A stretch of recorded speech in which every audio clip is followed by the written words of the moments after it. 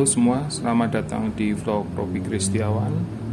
Pada kesempatan kali ini kita mencoba mengelem atau membetulkan atau mereparasi gigi palsu akrilik atau gigi tiruan akrilik. Adalah suatu gigi tiruan yang memakai kawat dan bentuknya kaku. Jadi platnya adalah kaku di sekitar area ini. Gigi ini sering dipakai untuk menggantikan gigi tiruan yang hilang. Jadi gigi ini sangat banyak dipakai dalam masyarakat kita untuk gigi tiruan, baik yang lepasan atau full, karena dia mempunyai plat yang cenderung kaku dan tidak fleksibel. Jadi sehingga bahan ini adalah bahan yang mudah patah atau getas. Jadi kita akan memberikan satu tutorial atau arahan untuk menyambung gigi palsu akrilik yang patah. Pernah nggak dalam kehidupan sehari-hari kita gigi tiruan kita jatuh atau patah seperti ini? Nah, ini utuh ya, utuh. Kebetulan utuh, ini tidak ada cacat, bisa dilihat di sini. Kebetulan pada saat tidak sengaja atau mengunyah makanan yang keras atau pas waktu membersihkan dari wastafel, gigi palsu kita patah. Ini tidak ada tanda keretakan, kita coba patahkan. Oke, kita patahkan. Nah, patah seperti ini. Seperti ini. Apa yang kita lakukan? Nah, apabila kita mendapati bentuk patahan gigi seperti ini, kemungkinan besar masih bisa direparasi atau bisa disambung dengan bantuan lem yang sudah kita siapkan di sana. Jadi teknik untuk penyatuan atau penyambungan gigi palsu akrilik ini lebih mudah dibanding dengan gigi palsu jenis valplas atau yang lentur, karena patahan ini juga tidak mematah dua sisi, jadi masih bisa kita atur untuk penyambungannya. Apabila terjadi patahan di dua sisi dan bila digabung masih tidak bisa disatukan, lebih baiknya Anda segera ke dokter gigi untuk dibikinkan gigi palsu yang baru. Atau bila masih seperti ini, kita masih bisa mereparasi dengan bantuan lem gigi, dan mungkin untuk biaya juga akan bisa lebih murah dan terjangkau dibanding membuat gigi baru. Dan biasanya pembuatannya juga lebih cepat dan lebih mudah. Nah, untuk pengeleman ini kita sudah siapkan alat dan bahannya, yaitu alat untuk mengaduknya seperti ini, kemudian kaca dan lem giginya sendiri, yaitu yang berbentuk cairan ini yang akan kita tuangkan.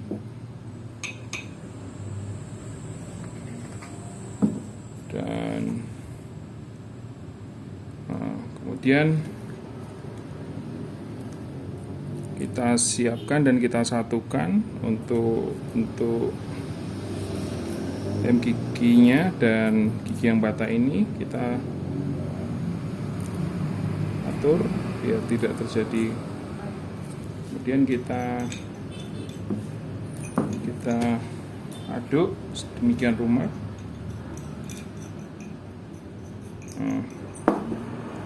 Seperti ini. Kemudian kita masukkan bahannya ke dalam. Usahakan agak cair karena lebih masuk nanti ke dalam celah-celahnya. Nah, seperti itu. Seperti ini bentuknya. Nah, usahakan agak cair. Nah,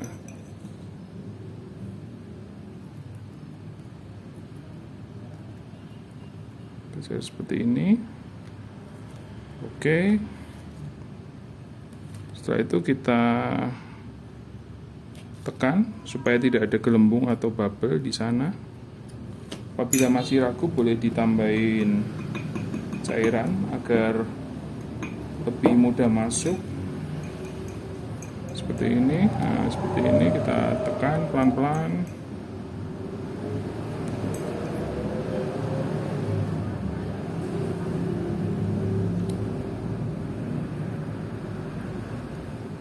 Seperti ini.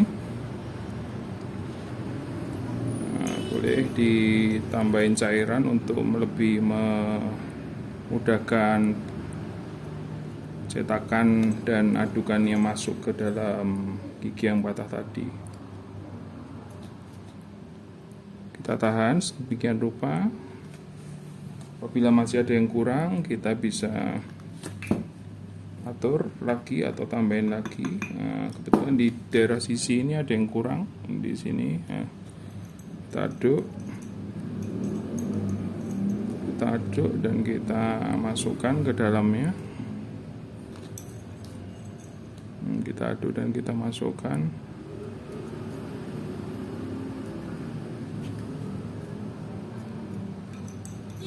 Kita tambahin lagi cairannya. Dengan penambahan cairan berarti konsistensinya lebih cair, harapannya lebih mudah masuk untuk adukannya dan lebih terisi bagian dalamnya. Jadi sesudah itu, apabila sudah terjadi sambungan, kita tekan dan kita bantu dengan dua tangan seperti ini. Usahakan kering sendiri. Nah, seperti ini. Bentuk dan warnanya juga terlihat sama dengan kondisi sebelah-sebelahnya, kanan kirinya, karena memang lem ini yang biasanya kita pakai dalam penyambungan gigi akrilik ini. Rata-rata untuk keringnya berkisar antara sekitar 5-15 menit, tergantung dari suhu ruangan juga, dan kebetulan di sini suhunya kita pakai suhu AC dan agak dingin, jadi sebaiknya lebih baik di posisi diangin-anginkan. Tapi karena karakteristik tambalan ini cepat kering, jadi kita tunggu saja. Kita harus sabar untuk menyambung ini, jadi tidak boleh ada gerakan antara sisi kanan dan kiri, jadi harus tetap stabil untuk pengeleman ini. Diharapkan tidak ada yang berubah, karena bila kita tidak stabil dan tidak menekan di kedua sisi ini, dia akan bergeser dan bergerak. Nah, seperti ini untuk penyambungannya. Kita tunggu sekitar berapa menit, 3 menitan lagi mungkin sudah selesai untuk penyambungannya. Dan pengeleman ini sangat cepat dan tidak membutuhkan waktu yang lama, asal pecahan-pecahan yang ada tadi masih oke. Jadi di sini terlihat sudah sangat kering, mulai kering untuk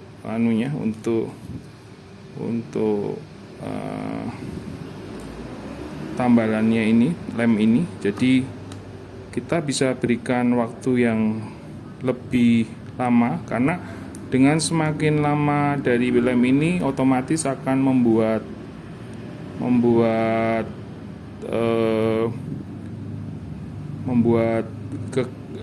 bahan di dalamnya akan lebih mudah menyatu dan menjadi keras. Jadi partikelnya menjadi adukan yang sempurna. Jadi ini sudah mulai keras.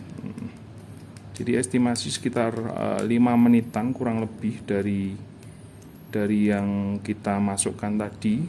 Semakin lama semakin baik, karena ketika terjadi pemolesan dia juga tidak akan terjadi seperti sisa-sisa yang akan keluar seperti model plastik ketika diserat. Jadi dia ketika semakin lama dia akan membuat guratan sesuai bentuk akrilik yang ada yang di dalam ini.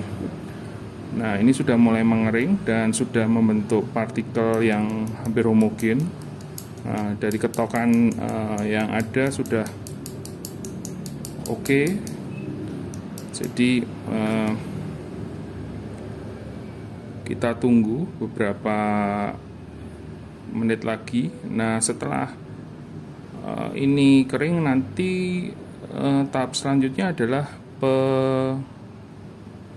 pengeboran atau pemolesan bagian akrilik yang menonjol ini. Kita bikin lebih menonjol karena harapannya adalah bagian yang patah tadi bisa terbackup atau tercover di bagian yang patah dan di bagian ini.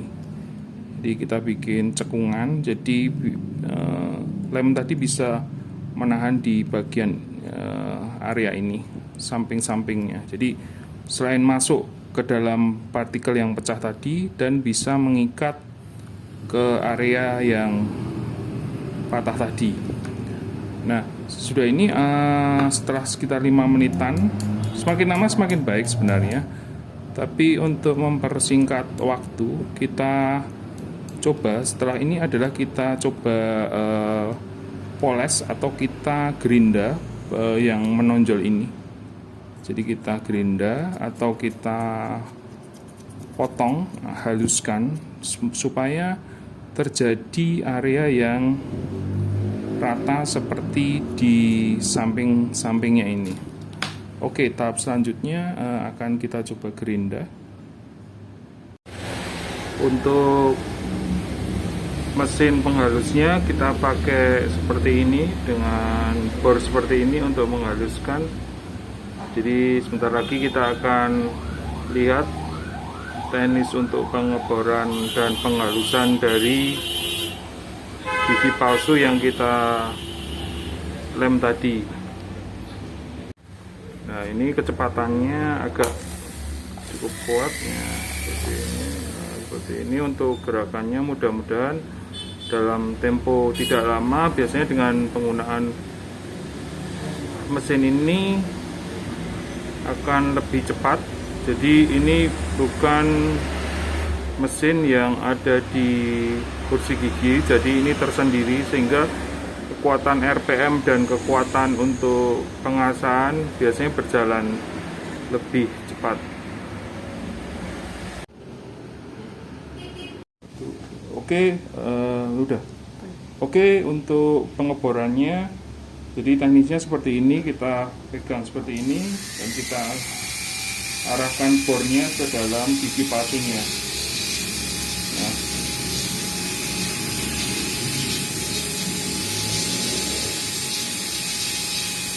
biasanya berlangsung tidak lama karena kekuatan RPM-nya sangat besar di sini untuk yang model lepasan seperti ini.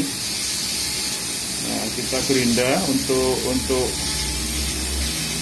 lem yang tadi kita tempel ini sudah mulai mengeras, jadi posisinya aman untuk kita gerinda dengan kekuatan sebesar RPM di sini. Kita terus menggerinda, kita ratakan bagian-bagian yang menggelembung atau berbentuk cembung sehingga kanan kiri dari bagian tadi bisa menjadi rata. Nah, tetap kita gerinda terus. Kita gerinda. Oke, kita gerinda. Membutuhkan waktu biasanya. Nah, di sini bagian sini sisanya kita gerinda. Oke. Ratakan. Jadi ratakan sampai didapat hasil yang rata di kanan kiri.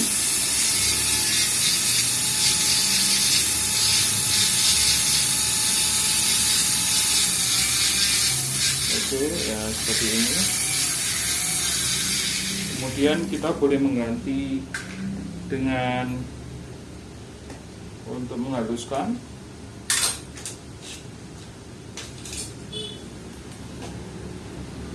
Kita ganti mata bornya untuk bagian yang menghaluskan. Nanti boleh setelah ini kita amril atau amplas seperti itu.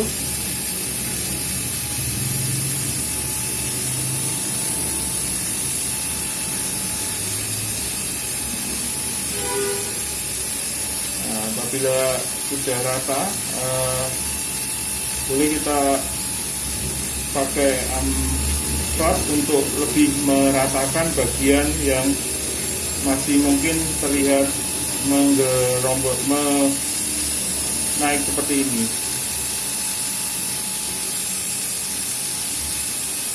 Oke, kita stop. Habis ini kita pakai amplas.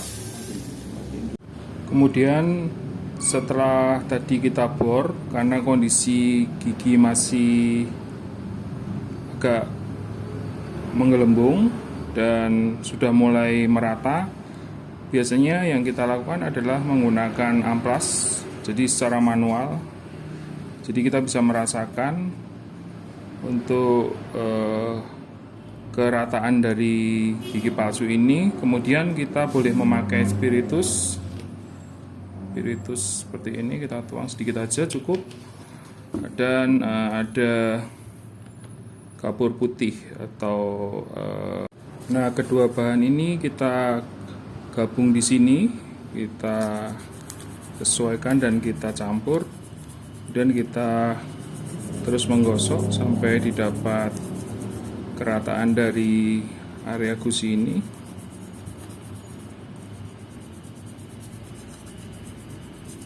Kita pegang di dalamnya biar tetap kuat dan tetap ada tahanan untuk bagian dalam ketika menggosok.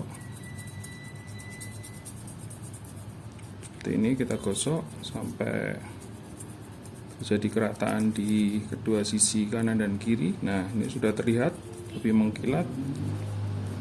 Nah, kita gosok terus. Nah, tapi kita harus hati-hati, jangan terlalu tipis juga, karena risiko patah juga tetap ada untuk gigi akrilik ini. Jadi kita sesuaikan. Oke, sudah terlihat warna yang mengkilat di sana. Nanti akan kita cuci dulu sebentar.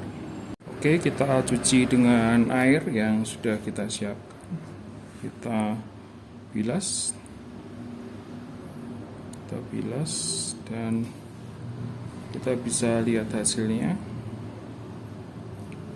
Seperti ini hasilnya. Jadi sudah tersambung kembali dan gigi bisa dipakai kembali. Tinggal kita menunggu kering dari gigi ini. Nah, kita haluskan, bisa kita gosok lagi dengan bantuan kapur. Nah, kita gosok biar lebih mengkilap untuk hasilnya. Seperti ini, kita ulang, jadi tanpa adanya amplas. Jadi kita ulang-ulang aja, jadi akan terlihat mengkilap untuk hasilnya. Dan kita celupkan lagi. Nah, ini sudah terjadi kemerataan di samping kanan ini.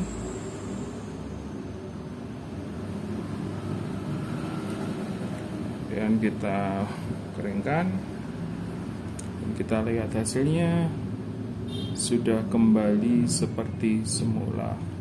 Jadi itu adalah teknik untuk pengeleman gigi akrilik ini.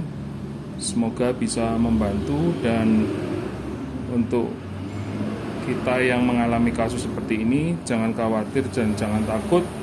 Segera ke dokter gigi terdekat Anda supaya masalah gigi akrilik yang patah tersebut bisa segera dikembalikan di posisi semula. Terima kasih sudah menonton di vlog Robby Kristiawan. Kita akan kembali dengan vlog-vlog yang lain. Terima kasih.